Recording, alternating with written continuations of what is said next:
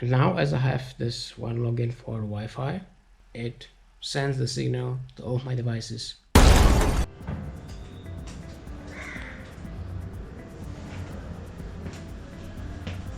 Hello Internet, welcome to Lex Universe. So, you want to be a digital nomad?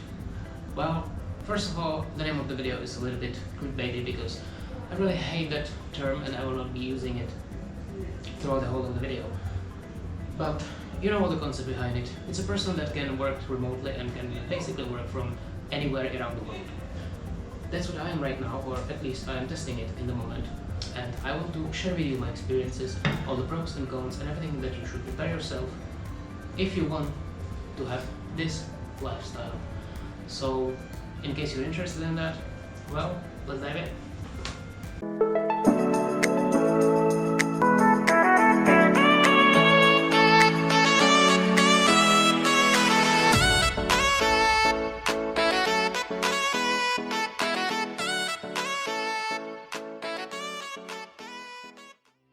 Alright, so first let me show you what working from home or working remotely actually means for me at this moment. Like I said, this is not what I do in general. I just tested it now for the first time and it's actually working, so I think I will expand on it and I will try something similar in the future. But right now let me share with you my experiences, how this goes down. Also, when it comes to the expression digital nomad, you usually think about something like this. It doesn't have to be.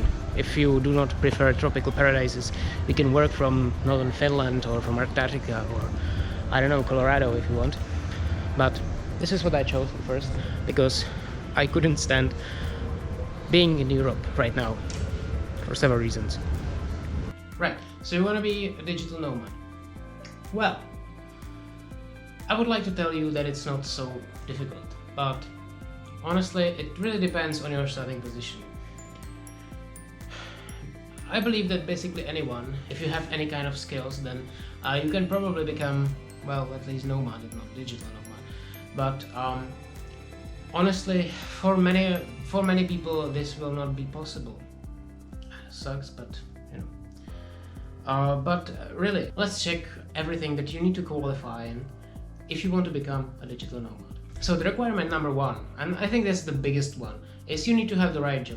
I mean, if you are a factory worker, then it probably really suits you and good for you, but that's not something you can do remotely. So you need to have a right job. This has actually become kind of a lot easier and a lot more widespread over the last year because so many companies have switched to remote work that you really don't need to stay in your city where your office is located. And actually many people that I know took advantage of it and they moved with their parents to save some money for the rent or whatever. But it doesn't need to be the only plus side of this. You can move wherever you want. You can stay there, probably not in a luxurious hotel like me, but you can stay there in some accommodation, a hotel, Airbnb, whatever. I think that the prices for the Airbnb are kind of affordable for the month, or I don't know how long you would want to stay in one place. But if you have the right job, and by the right job I mean it's no longer only IT. It doesn't have to be that you need to be IT or some programmer or a web designer that works on himself. You can actually be employed and you can move somewhere, because right now nobody in their right mind is working from the office. Everybody is working from home. When I say everybody, I mean somebody. So if you have the right job, which means you can work remotely, or if you're self-employed, your first requirement is a go. The next step is you need to ask your manager. If you are employed, then in some cases it can be a problem if you're working from far away. Like in my case, it's not really that, but also there are some things in my contract that if, let's say, my remote connection doesn't work, then I need to get to my office ASAP, which is kind of difficult to do if you are in Colombia. Yeah, so you need to consider that if you are in this case, you need to tell your manager, okay, I work remotely, that's kind of cool. And if the manager is okay with it, he also needs to understand that you will probably not be able to get to the office whenever necessary. So I have like this advantage that in case something goes really wrong, I'm not the only person in the team. So if something really does go wrong, I don't need to necessarily rush into the office because there are other people who can work that day, and I can be a little bit more flexible about it. This concerns people who are employed, but it can also be an effect for people who are self-employed, because you may have a client that you need to meet with like regularly. So in that case, you need to ask your client, will it be okay if I will work for you, but I will work from Bali? Now, speaking of this, you also need to choose the right destination. Right now, Asia is kind of off limits, but it is to me like the best place where you can work remotely for Europe. Because the best thing about Asia is that it is in advance. You get up at 8 a.m. in the morning somewhere in Thailand, and it's still like middle of the night in Europe. So you do your work in the morning, then you are there available for your customers in the afternoon, and once your working hours are done, you have the whole afternoon for yourself, and nobody will care about it because you will have your work done before the working day in Europe actually starts. That's for the people who are self-employed. Of course, if you are an employee in a company, then this is a little bit more problematic. Unless you have very flexible working hours, you will probably need to be there like 8 to 16 on the working days, which is kind of problematic because then you will get up, I don't know, at 8, whatever. You will start working at 2 in the afternoon and you will work till the evening. If that's not a problem for you, it's okay, but in such case, I don't think that Asia is the best destination for you. In these cases, you should probably aim for, well, I don't know what you should aim for. America maybe. Because here comes the second thing, how you should choose your destination. That are the 2 more steps that you should undergo if you want to become a proper digital nomad, whatever. So another thing that you need to really consider are the prices of the destination. Yeah. If you are from Switzerland, then you can go anywhere in the world and it will be probably cheaper than in Switzerland. But you know, if you are from Ukraine, you probably don't want to go working in Switzerland for your Ukrainian salary or I don't know, payments from the clients. What you should consider is that the destination where you travel should be, generally speaking, cheaper than the destination where you live, or where your clients are, where your company is, where your salary comes from. So in my case, I work in Prague, or at least my employer is in Prague, and I probably can go work remotely to Southeastern Asia because it's quite cheap, and I will have a much larger salary than the locals, so I can live just fine over there. On the other hand, I probably will not go to the United States, where the living standards are much higher than in Prague, because then what's the point to go in there, you know? That's kind of a thing that you need to consider. Also, in this case, I would advise you altogether to avoid Africa, because although the local people are quite poor, is that politically correct expression?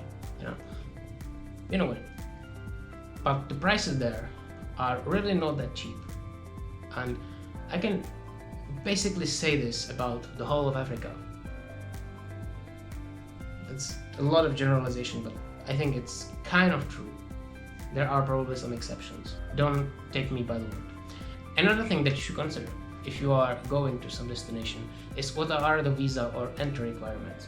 Because you don't want to go working to Turkmenistan, because first of all, you would need to be very lucky to get to Turkmenistan. I've tried several times, and getting that visa, it's like, I don't know, it's probably a better chance to win a lottery. But that's not all. Imagine that you will be working there and you will probably spend there some time. So it's best to choose countries, but first of all, you don't need to expressly say the date of departure.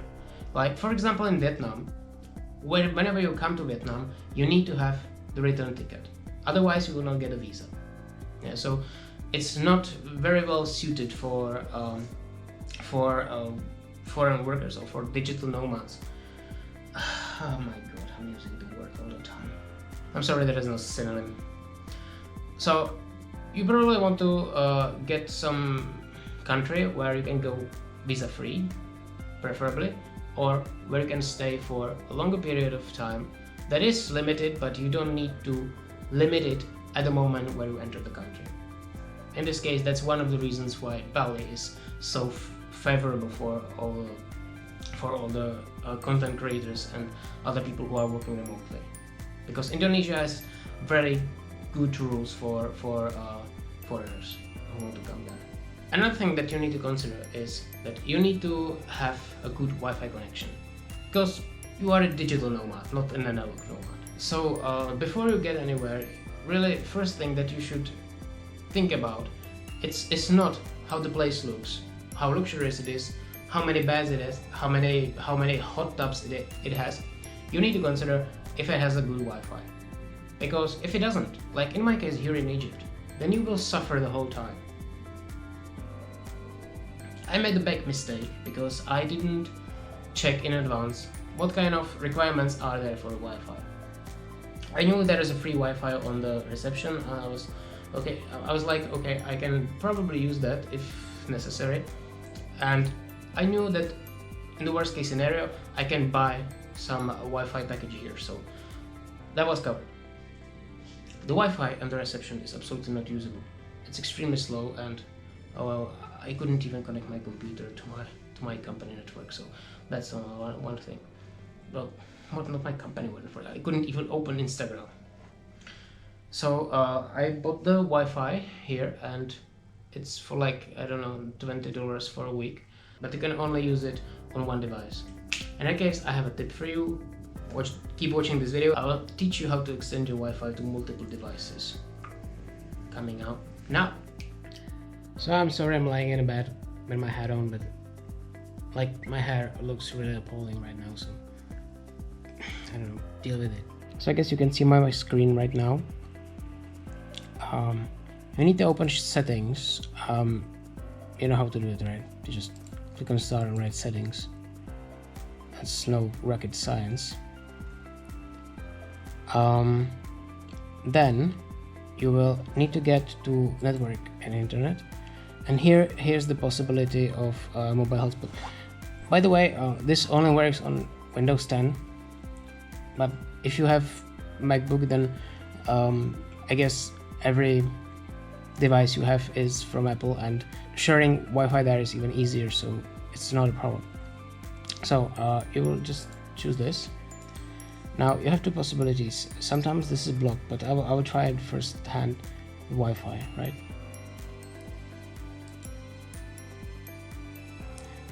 Cool. And now all of you know my password. Why not? Okay, it's not working, so I'll do it with Bluetooth. Ta-da! And now, as I have this one login for Wi-Fi, I can use it here on my computer. See? And it sends the signal to all of my devices that do have Bluetooth are paired with this computer. It's kind of cool, isn't it? Did I just teach you something? That was kind of cool, right? Okay, so and that actually is like summarize it. I mean, if you consider going all digital nomad, then I think you already have a job that allows it, and you already are accustomed to working from home. So all the things that you need to consider while working from home, which means have some like strict rules when to work, where to work. You need to find a place, find a time when you will actually really focus on your work. All the things that you probably have been struggling with or have been getting yourself accustomed with from your home will be applicable for working from hotel or Airbnb. So that's kind of useful, I guess. So it has never been easier to become a digital nomad. Okay, through this, traveling is a little bit more difficult right now, but if you want to go somewhere for a longer period of time, then you will realize that the world is actually not that close as it seems, right? If you want to go for a weekend, then it's probably not possible to go almost anywhere. But if you want to go for half a year, you can go to many places. You will spend some time on the quarantine or in the self-isolation. You will need to have your PCR test, but the thing is, once you're there, you will go through this, and then you are free to walk around the country, and you can travel and you can work from the country. So it's really not that difficult as many people think it is. And I'm honestly really strongly considering it. I still have some my problem is I have still some attachments to Prague. I have a mouse, I mean a hamster, but I don't know, she has a tail, how can I be a hamster? And I have life there, which is like a little bit difficult for me to leave, but I have been considering it for the past several months more and more, and basically this my trip to Egypt was kind of a test run, and I realized I am able to work from here, not only on my in my company, but also on my YouTube channel and on my content creation. So that kind of gave me a goal that if I want to do this, I can, and so can you. If you have the right prerequisites and you go through all the stuff I showed you, you can become digital nomad. It's never been easier than in 2021, so go for it. Alright, so I really hope that you enjoyed this video, that it gave you some tips, that it gave you some ideas what to do, how to change your life maybe, and I hope you liked it. If it did change your life, please, I don't know, send me money on PayPal. I'm sorry.